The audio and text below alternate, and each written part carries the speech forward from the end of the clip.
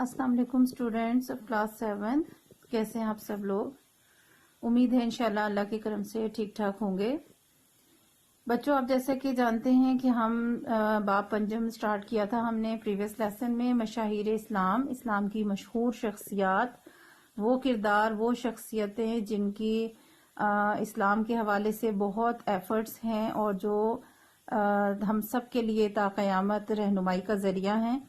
ان میں جو اہم شخصیت ہم پڑھ رہے تھے وہ حضرت عائشہ صدیقہ رضی اللہ تعالیٰ عنہا کی ہے اور ان کی حالات زندگی ہم نے پریویس لیسن میں پڑھ لیا تھا.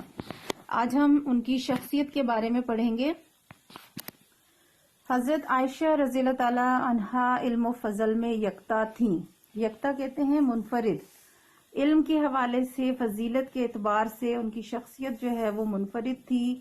وہ ایک ہی تھیں، اس لحاظ سے منفرد تھیں. بہت سی اور امہات المومنین اور خواتین بھی تھیں جن کی دینی لحاظ سے بہت ایفرٹ ہے، لیکن جو حضرت عائشہ کی فضیلت ہے اور جو ان کا علم ہے وہ ان باقی خواتین سے ڈیفرنٹ ہے. اکثر صحابہ کرام رضی اللہ تعالیٰ عنہم اپنے علمی اور فقہی مسائل کے حوالے سے حضرت عائشہ رضی اللہ تعالیٰ عنہ کی خدمت میں حاضر ہوتے اور آپ رضی اللہ تعالیٰ عنہ ان مسائل کا حل بتایا کرتی تھیں.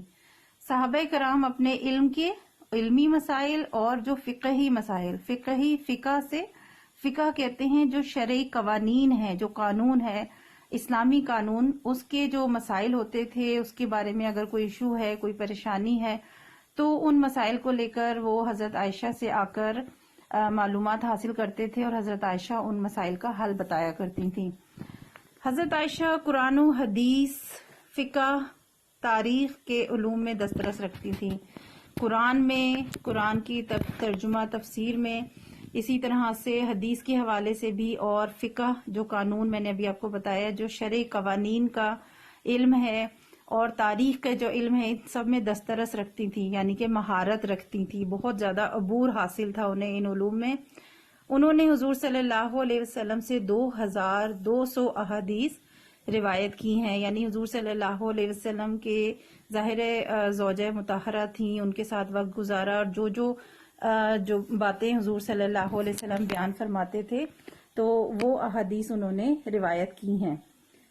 حضرت عائشہ رضی اللہ تعالیٰ عنہا بہت فیاض، مہمان نواز اور محتاجوں کی مدد کرنے والی تھیں.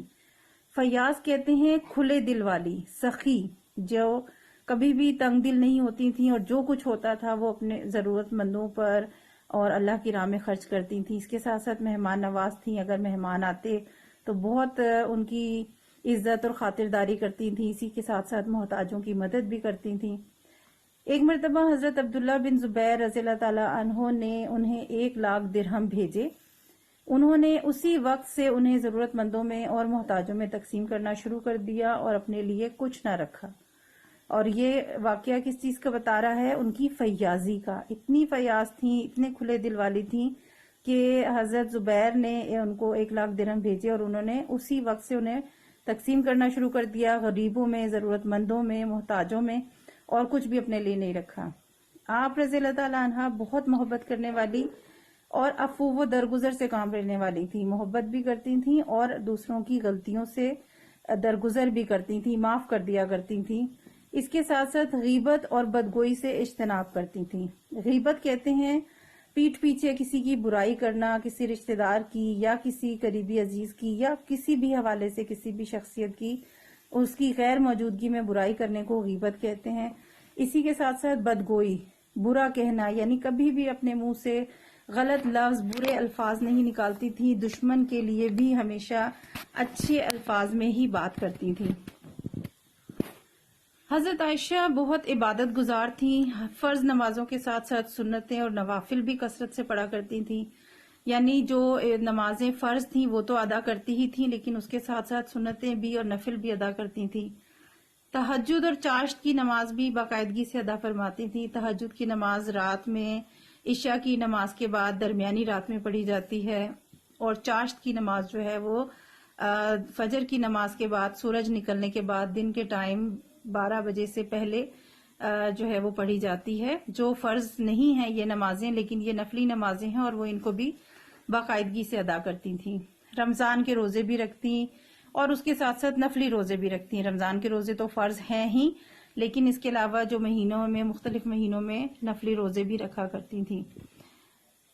ہر سال حج کرتی تھیں. حج کے دوران آپ کے پاس خیمے میں بہت سے لوگ جوک در جوک آتے تھے اور اپنے مسائل پوچھتے تھے اور ان کا حل حاصل کرتے تھے. جو بھی مسئلہ ہوتا تھا علم کے حوالے سے، قرآن کے حوالے سے، حدیث کے حوالے سے یا شرعی قانون کے حوالے سے، فقہ جو ہے اس کے حوالے سے جو بھی مسائل ہوتے تھے وہ ان کی معلومات حاصل کرتے تھے.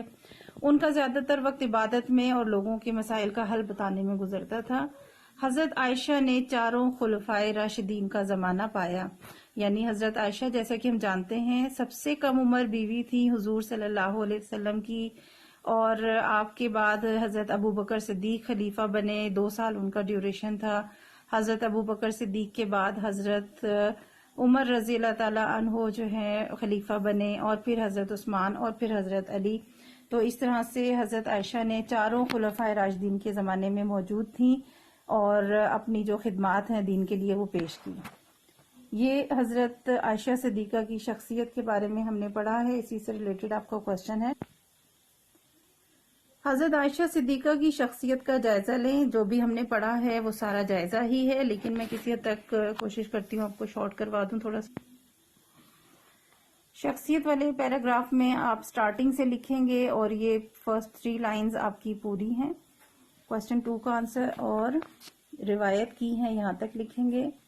دوسرے پیراگراف کی فرسٹ لائن آپ لیں گے. حضرت عائشہ بہت فیاض اور مہمان نواز اور محتاجوں کی مدد کرنے والی تھی. یہاں تک لکھیں. اس میں جو واقعہ ہے وہ آپ رہنے نہ لکھیں اس میں. اسی طرح آپ بہت محبت کرنے والی اور درگزر سے کام لینے والی تھی. یہاں تک لکھیں گے. اس کے بعد آپ اگلے پیراگراف کی فرسٹ لائن لیں گے. حضرت عائشہ بہت عبادت گزار تھیں اور فرض نمازوں کے ساتھ سنت اور نوافل بھی ادا کرتی تھیں. یہاں تک کر لیں. ٹھیک ہے. اس کے علاوہ ان کا زیادہ تر وقت یہاں سے شروع کریں گے اور زمانہ پایا یہاں تک. ٹھیک ہے. ان پیراگرافز میں سے 2 جملے لیں گے. پھر سے دیکھ لیں. فرسٹ حضرت عائشہ سے شروع کریں گے اور نیکسٹ لائن میں روایت کی ہیں یہاں تک لکھ کر.